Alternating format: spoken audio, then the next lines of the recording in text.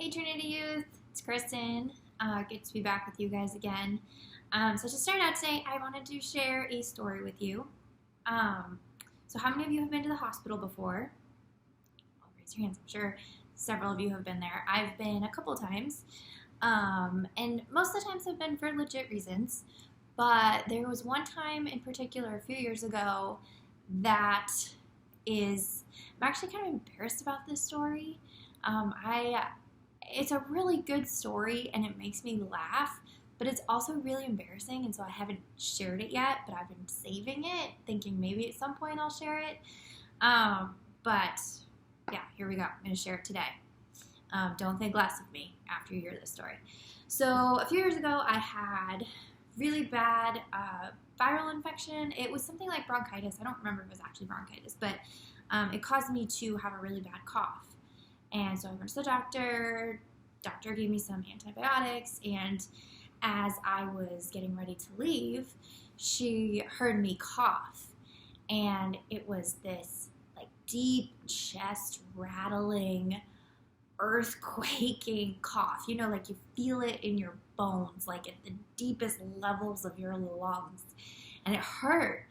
And she heard my cough, and she was like, "Oh, you should be like, wow, that's really deep. You should be careful with a cough like that, because people who have had severe coughs like bronchitis, like they've broken a rib or fractured a rib from a cough like that, and it can pierce your lungs." And so I was like, "Oh, okay, I'll be careful. I don't know how I'd be careful, but I will." And left, started taking the antibiotics, felt better.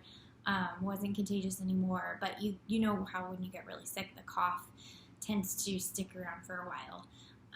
So I was meeting up with a student one day. I was walking around Central Greenwich with her, and I remember towards the end of, we had spent like maybe 40 minutes together, I coughed, and I felt this sharp, searing pain go down my side. And I thought, oh no, did I just break a rib? And so I was trying to breathe, stay calm, stay focused. I didn't say anything to this girl, just kept walking.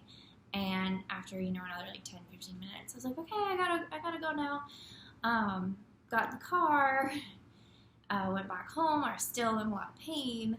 And I called my mom, and Mom, I don't know what to do. Should I go to the hospital? I have this pain. The doctor said I could fracture my rib with a cough like that. And she was like, go to the hospital. So I went to the hospital. They took some x-rays, and I had not broken a rib. I didn't even fracture it. They said I probably just pulled a muscle coughing. And so I left. It got better the next day, and now I can say I sneezed and thought I broke my rib. Now you see why this is an embarrassing story. I never considered myself a hypochondriac, but I don't think I can say that after that story. So there you go. Now you know one of my most embarrassing stories, one of the most embarrassing things that's ever happened to me. So we are going through the book of Mark, as you guys know. You've hopefully been talking about it with your huddles. So I'm going to be talking about a story today from Mark 5, which incidentally has a lot of stories of healing in it. Now, thankfully, I didn't need healing because my rib was not broken. It was just this pulled muscle. But one of the cool things about the book of Mark is we see Jesus traveling around and healing a lot of people. I mean, we already know he performed a lot of miracles, but in Mark, that part of his ministry is specifically highlighted. And so we're going to talk about it today. If you have your Bibles, you can go to Mark 5, 21 through 43, or you can just listen to me. I am going to read from the Message because I just love the way it's translated. Sometimes it's easier to read. So don't be shocked if you hear the different language. And if it's easier, just listen to me. That's fine. So Mark chapter 5, starting at verse 21. After Jesus crossed over by boat, a large crowd met him at the seaside. One of the meeting place leaders named Jairus came. When he saw Jesus, he fell to his knees, beside himself as he begged, "My dear daughter is at death's door. Come and lay hands on her so she will get well and live." Jesus went with him, the whole crowd tagging along, pushing and jostling him.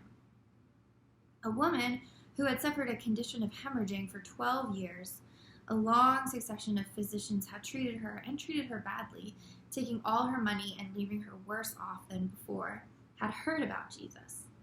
She slipped in from behind and touched his robe. She was thinking to herself, if I can put just a finger on his robe, I can get well. The moment she did it, the flow of blood dried up. She could feel the change and knew her plague was over and done with. So I'm just going to pause.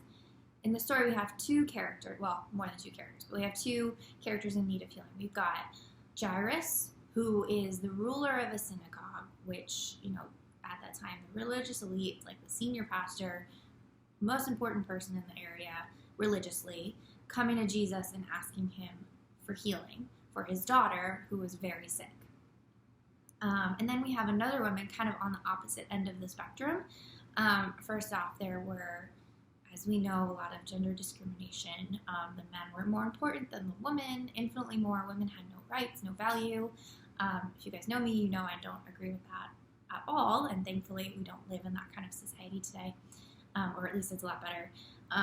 But the woman, she not only was she a woman, but she had been sick for 12 years. And in their culture, if you're bleeding, you're considered, like if a woman is bleeding, you're considered impure. And so you need to isolate yourself from society. People shun you. If you touch someone, then they become impure. So there's a lot of stigmatism around her condition. And she had been going to doctors and spending all her money trying to get better. And it sounds like they treated her badly. They took advantage of her. So not only could they not help her, we don't know how hard they were trying, if they didn't know what to do, or if they were just they definitely took advantage of her. So she was really desperate. She was at probably her lowest point of her life, just desperate for healing. So she thinks, I'm going to just touch Jesus. I'm just going to, I've heard of this healer. If I touch him, if I just sneak in a touch, no one will know. And I'll get out, it'll hopefully heal me. And this is me speculating, but I'm guessing she didn't. She was ashamed to go to Jesus and ask for healing because of her condition. And people would have judged her if she had gone out in the open and said, please heal me. So my guess is that's probably why she tried to sneak it in. So reading on, verse 30. At the same moment, Jesus felt energy just discharging from him. He turned around to the crowd and asked, "Who touched my robe?" Now remember, there was a large crowd, and Mark specifically says the whole crowd was pushing and jostling him and tagging along as he's going over to Jairus' house to heal this girl. His disciples said, "What are you talking about? With the crowd pushing and jostling you, you're asking who touched me? Dozens have touched you." His disciples thought he was a bit crazy. But he went on asking, looking around to see who had done it. The woman, knowing what had happened, knowing she was the one, stepped up in fear and trembling, knelt before him, and gave him the whole story. Jesus said to her, "Daughter, you took a risk of faith, and now you're healed and whole. Live well, live blessed, be healed of your plague." So that's the first story of this woman who was sick for 12 years. Now, we're going to read the second part about Jairus' daughter. So verse 35, while he was still talking, some people came from the leader's house and told him, "Your daughter is dead. Why bother the teacher anymore?" Jesus overheard what they were talking about and said to the leader, "Don't listen to them, just trust me." He permitted no one to go in with him except Peter, James, and John. They entered the leader's house and pushed their way through the gossips looking for a story, and neighbors bringing in casseroles. Jesus was abrupt. Why all this busybody grief and gossip? The child isn't dead, she's sleeping. His disciples probably thought he was really crazy at this point. Provoked to sarcasm, they told him he didn't know what he was talking about. But when he had sent them all out, he took the child's father and mother along with his companions and entered the child's room. He clasped the girl's hand and said, "Talitha cum," which means, "Little girl, get up." At that, she was up and walking around. This girl was 12 years of age. So 12 years that she was, the other woman had been bleeding for 12 years, the amount of time that this little girl had been on earth. I just think that comparison is cool. Not cool, interesting. They, of course, were all beside themselves with joy. He gave them strict orders that no one was to know what had taken place in that room. Then he said, give her something to eat. So we've got these two amazing stories of Jesus healing Jairus' daughter, raising her from the dead, and then this other woman who had been suffering from a severe illness and stigmatism for 12 years, and he heals her of her illness. And so these stories, I love these two stories. I love the stories of healing because in Mark's gospel and in the other gospels, because they really show a glimpse of what God's kingdom is all about. You know, we read in Revelation when the author talks about God's kingdom finally coming here to earth and banishing all sickness and death and weeping and anything traumatizing and negative in this earth, and really living in a perfect utopia. And Jesus' healing gives a glimpse of what that is going to look like. You know, he's healing people from lifelong sicknesses that no doctors can figure out, and raising people from the dead. You know, this is one of the few stories that we read about him raising people from the dead.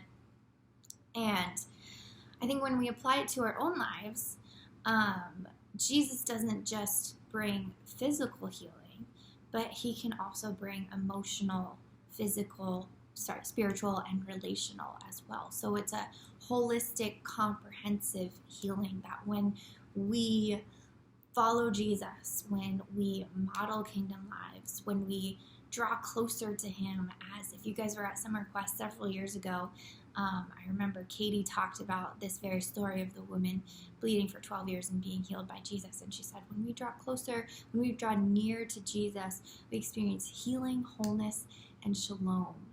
And she defined shalom as peace. Shalom means peace, but it also means that nothing is missing or broken. So maybe you need, just think about your past, think about how you feel today. Maybe there's some trauma in your past that you need emotional healing from. Maybe you struggle from anxiety and you're just desperate for God to heal you from that. Maybe your spiritually, maybe your relationship with God feels broken, it feels not right, and it needs to be restored. Or maybe your relationship with your parents or a friend or a sibling is fractured and broken and needs healing as well. And this is a holistic healing that we're talking about.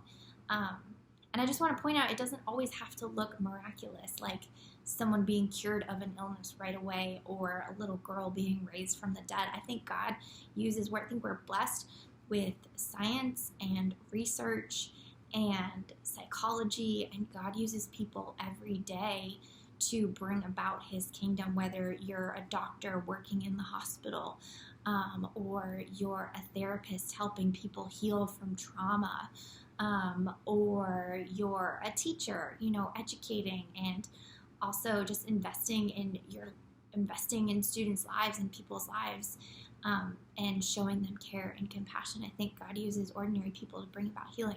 There's also miraculous, which I want you guys to talk about in your huddle, because there's some amazing stories that still happen today. But there's also healing that comes from ordinary, everyday people, trained professionals, just doing their job. So I'll end with this. Draw near to Jesus, because you can experience his healing. Nothing is broken or missing. Draw near to Jesus and you can experience that peace that passes all understanding, that shalom where nothing is missing or broken. Because ultimately, even though God can use all these amazing people to bring about healing, even though he can do absolutely miraculous things through us, his people, ultimately it starts with Jesus. That's where we experience the beginning of healing. That's where we experience that peace. Thanks, guys. Enjoy the rest of your huddle.